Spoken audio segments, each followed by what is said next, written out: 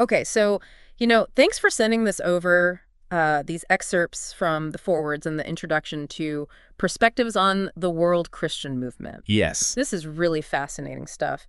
And it's not just like, another book review, right? Right. This is about like a global movement, a phenomenon. Absolutely. And we're excited to kind of unpack some of these big ideas, with you. Yeah, I think what we'd really love to do with this deep dive is to try to really understand the core arguments here. Yes. And I think particularly that sense of momentum, change Yes. that's surrounding this whole movement as the authors present it. Right, right. And also I think try to uncover why they believe this particular way of seeing things, this perspective, is so important. Yeah. And maybe why it's often overlooked. Yeah. That's a good question. Okay, so let's jump right in. Right off the bat, in the forewords, they start talking about world Christian. And Leighton Ford, describes them as individuals who have this, global awareness, and a real commitment to, sharing their faith. Yeah. What struck you as kind of significant about his initial description? Well, what's really compelling, I think, in Ford's description is his emphasis on action. Mm-hmm. It's not just about, a set of beliefs. Right. It's about, what are the actual tangible expressions Yeah. of that global awareness, right? So, he gives us a few examples, you think about those Korean young people pledging a year of service overseas. Right. The large gatherings at European mission conferences, the real dynamic growth of mission-focused groups on university and college campuses here in North America. Yeah. So it really suggests a very active orientation. Right, and he specifically mentions groups like InterVarsity, Campus Crusade, Navigators, Youth with a Mission. Right. And he even highlights specific examples like Wheaton College. And even, the kind of surprising growth of Christian groups on secular campuses, right? Yeah, absolutely. One detail that really kind of jumped out at me was, a movement on a secular university growing from 700 to 700 students in less than a decade. Wow, that's huge growth. It's just massive. Yeah. And it makes you think about what are the underlying kind of factors, that are driving that kind of engagement. Right. And how does that compare to other forms of activism or other things they might be involved in? Yeah.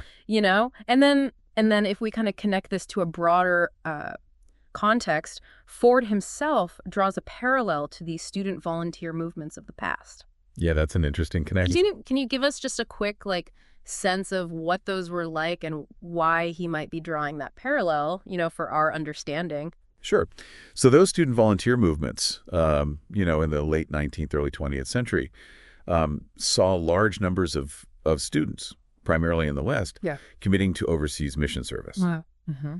And so when Ford makes that comparison, he's, I think, suggesting he sees a similar kind of widespread dedication, in a sense of global responsibility emerging, among students today. Right, right. Kind of echoing those earlier movements. So then we kind of move on to Ralph Winter's perspective. Yeah. And he really emphasizes that, world evangelization isn't just a priority, it's the priority of their faith. Right. That feels really foundational, right? Absolutely. I think Winter is very clear on this. He's arguing that if this is the core of their understanding of God's mission, as they see it in Scripture, that has to logically translate into the core actions of those who follow that faith. Right.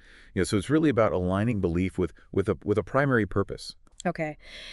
And there's this real thread of optimism that runs through, his work, this conviction that this goal of reaching the entire world will actually happen. He even references Matthew 24.14. Right. Now, for anyone who might not be as familiar with that verse, what's the significance of that in this context? Yeah. So that verse, it speaks to the gospel being preached to all nations before the end comes. Okay. And it heavily influences, this the sense of urgency and the underlying optimism within this movement. Right. So it's not just a hope. Right. It's actually a belief in a divinely ordained outcome. Okay. In which they see themselves as active participants. Right. Okay. And then he brings in this element of knowledge and understanding, which I thought was really interesting, right? He even mentions Billy Graham's slogan, knowledge on fire. Yeah, yeah. Right. And he even quotes John Wesley about the necessity of education, right? So it's not just about like passion alone, is it? No, I think this raises a really important point about, kind of uh, the intellectual foundations of this movement. Yeah. It's not presented as purely an emotional impulse, Right. but one that values being well informed about the world. Right. And that phrase "knowledge on fire," I think, really captures Yeah. that blend of intellectual understanding and spiritual passion. Yes. And then Wesley's quote really underscores this idea that education and critical thinking Uh-huh. are actually seen as vital tools, Right. not obstacles Yes. in fulfilling their mission. Right. Okay. So then kind of jumping ahead to the fourth edition and S. Douglas Birdsall's foreword, Right. he introduces this idea of like an evolving global landscape. Yeah. And you can really, this was written quite a bit later than Ford and Winter's Right. contributions. And you can really sense a kind of shift in perspective, like reflecting the changing times. Uh-huh. Yeah.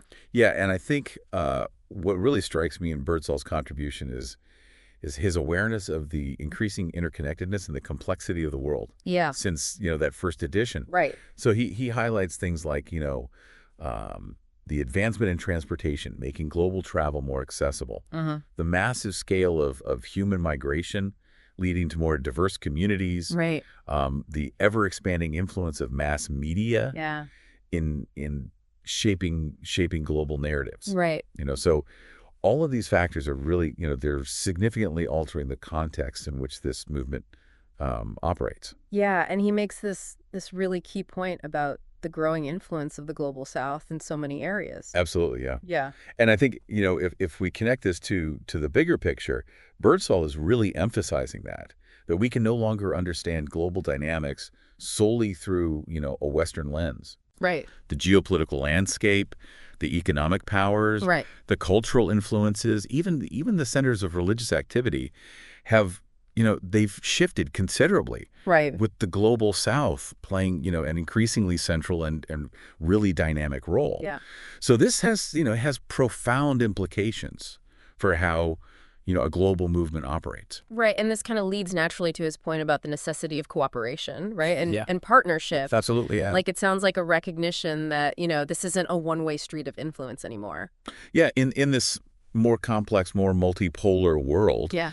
Effective engagement and collaboration are absolutely essential. Right. Birdsall really stresses the need for a deeper, Yeah. more nuanced understanding of different cultures Right. and contexts. Yeah. He also really highlights the importance of including, younger leaders Yeah. and listening to voices from the global South in shaping the future of this movement. Right. So it's about moving toward a more inclusive and representative approach. Okay, so then the introduction itself then kind of builds on these themes of like change and growth, right? Right. And it points out some pretty significant shifts that have occurred since that first edition came out in 1981. Yeah. What stood out to you from those changes highlighted in the introduction? Well, I think the introduction draws attention to a few key areas. First, there's a notable shift in how the remaining task of global outreach is perceived. Uh-huh. So it's now seen as comparatively smaller than it was in the early 1980s. Okay. And this reflects, a sense of progress, Yeah. perhaps a more defined, understanding of what remains. Right. So that's a pretty optimistic assessment in itself, right? Yeah. And then they mention, this significant shift in the workforce involved, right? With increasing numbers of people coming from Africa, Latin America, and Asia, rather than, predominantly from Western nations. Yeah. Exactly, yeah. And I think this mirrors, the changing demographics of the movement itself, and really aligns with, Birdsall's point about the rise of the global South. Right. So it's really indicating, a real globalization of the effort, not just in terms of, reach, Right. but also who is actively involved. Yes. And then perhaps, one of the most striking points is this claim of an almost tripling of, sincere Bible reading believers worldwide, Yes. with this growth being described as racing out of control. Right. That's a phrase that kind of grabs your attention, right? It does. It's like out of control. Yeah, and it suggests a momentum that might be difficult to track, to measure, Yeah. or to even fully comprehend within traditional frameworks. Yeah, yeah.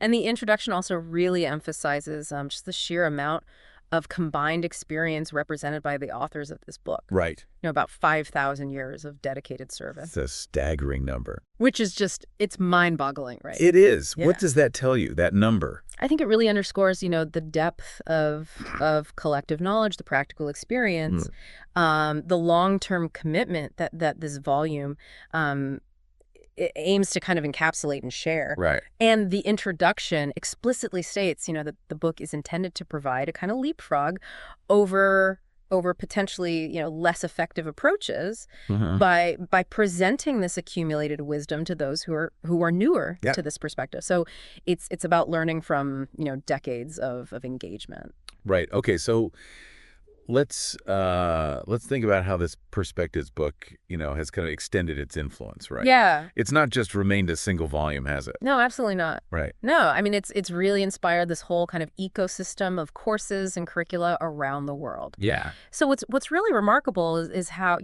this single resource has acted as a catalyst for this much broader educational movement.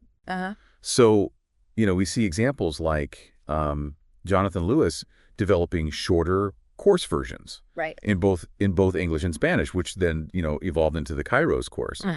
And that course now is used in numerous countries across Asia, Africa, the South Pacific, and Europe. Right. So you see it really adapting globally. Yes. Meg Crossman's Pathways to Global Understanding, again, very clear example of a curriculum directly inspired by the the core principles of perspectives. Right. And it's not just, these formal courses, in academic settings, is it? Right. There's also these adaptations for different contexts, different audiences. Absolutely. Like Bob Hall's work in New Zealand and Australia, and even the translation of the reader into, multiple languages with more translations underway. Right. So it really speaks to a desire to get this material, to a diverse global audience. Absolutely. And the introduction also, details, other related resources that have been developed, ranging from adult Sunday school curricula like Vision for the Nations, right, shorter seminar formats like Envision, to, more focused studies like Encountering the World of Islam. You're right. Even resources tailored for children, like Outside the Lines. Right. So it's really a multifaceted approach to education and awareness. Okay, so I also noted this mention of the Perspectives family designation. Yeah. What's the significance of that? So the Perspectives family designation really serves as a way to kind of formally recognize and support right, curricula that align with the core content and the pedagogical approach of the original Perspectives course. Okay. So, if someone's looking at a course identified as part of the Perspectives family, they can expect a certain level of consistency in terms of the foundational principles, right, and the overall approach to the topic of global mission. Right. Okay. And then it's not just like the shorter adaptations, right? There's also these more in-depth academic programs that are mentioned, like the Global Year of Insight and the Master's Level World Christian Foundations program, which involves, a really substantial amount of reading and study, right? Oh, that's 120 textbooks and over 1,000 additional chapters. Wow. That's a real commitment to foundational education. It really is. Yeah. And these more extensive programs, they're really presented as offering a really comprehensive grounding in the complexities of global Christian engagement. Right. Potentially even laying the groundwork for further academic pursuits. Right. At the doctoral level. So it really underscores, I think, that level of intellectual rigor and scholarly depth that's associated with this movement's approach to education.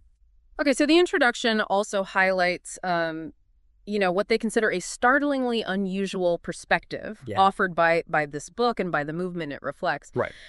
Particularly, this verifiable optimism. Yeah. Right. Where do you think that sense of optimism originates? Well, according to the introduction, a significant source of this optimism actually lies in their distinctive historical interpretation. Okay. So, they trace the mandate for global outreach, what's often referred to as the Great Commission. Right. Not just, to the New Testament, Right. but all the way back to God's covenant with Abraham. Okay. In Genesis 12. Yeah. So they really see human history as this unified, unfolding narrative of God's overarching purpose for all nations. Right. That's a really expansive way of looking at it, isn't it? Like connecting these seemingly different parts of the Bible in that way. Yeah, absolutely. Yeah. And they even consider like the believing community of the Jewish people before the time of Christ. Right. As an integral part of this ongoing story. Right. Yeah, and I think that's a key element of their perspective. It's about recognizing this continuous thread of God's work in the world. Right. Gradually expanding his kingdom, his reach. Yeah. From Abraham onwards. And they believe this unbroken continuity extends, through the last 2 millennia, providing a cohesive narrative for this global movement. And it's important to kind of point out, their clarification that, their ultimate aim isn't about like political domination. Right. Or the subjugation of all nations. Yeah, no, it's not about control. Right. It's about, all peoples having equal access to God's grace and reflecting his glory. Right. In their own distinct cultural ways. The emphasis is really on inclusivity. Yeah. And the idea of diverse cultures expressing their faith. Yeah. And reflecting, God's character in their own unique ways. Right, right. So the goal is really presented as spiritual transformation and equal access. Yeah. Not cultural uniformity or political control. Yeah. Okay, so this leads to, I think, a really, really interesting point that they raise in the introduction, which is this apparent disconnect, right? Yeah. Between the immense scale and global impact of this world Christian movement and its relative lack of attention in academic curriculum. Right. Right. They estimate potentially 500,000 full-time workers involved globally. That's huge. It's a massive number. It is a staggering figure. Yeah. And I think, when you combine that with their assertion that the formation of many nations within the UN has significant historical ties to the missionary movement. Yeah. It really underscores, I think, the profound and the far-reaching, global influence this movement has had and continues to have.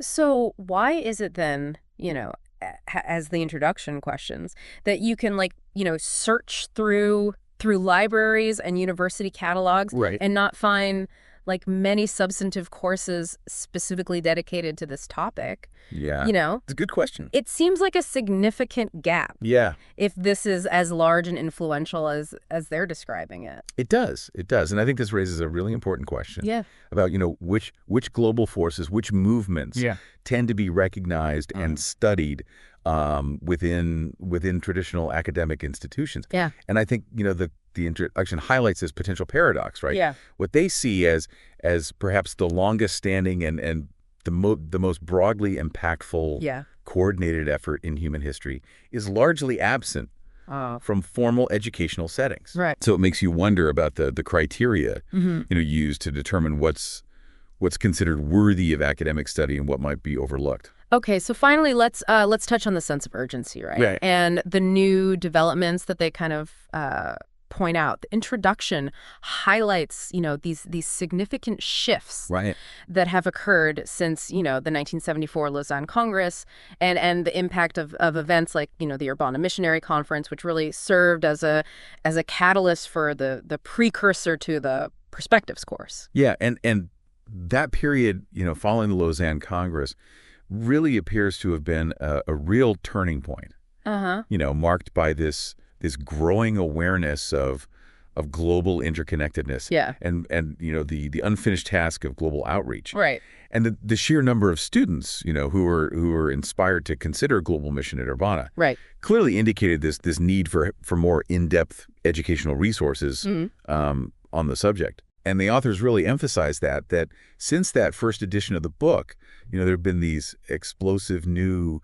totally unexpected developments that bring, both a renewed sense of optimism, but also, a new set of challenges to navigate. Right. And one of the most like intriguing observations I think they make is about the possibility of like a significant number of sincere Bible reading followers Right. of Jesus, right? Uh-huh. In regions like Africa, India, China, Yeah. who may not necessarily identify as Christian in like, a traditional Western sense. Right, yeah. That's that's a really thought-provoking idea, right? It is. Like what might that look like? Yeah, this idea of a faith, rooted in the Bible that's expanding rapidly in certain parts of the world. Right. Potentially outside the structures of established Christian denominations. Yeah.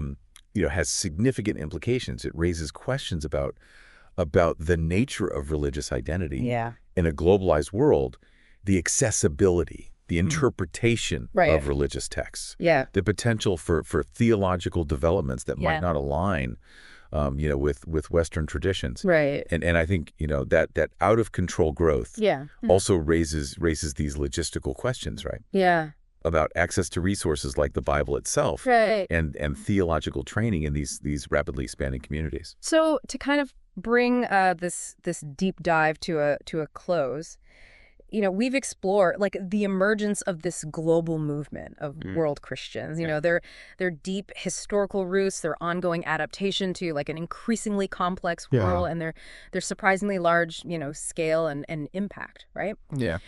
We've also considered, I think, this really interesting question of why a movement of this magnitude might not receive more attention in mainstream academic study. And we've touched on some of the dynamic new developments that continue to shape its trajectory. Absolutely. And as you've been listening, to this overview, what aspects of this perspective stood out to you most? Yeah.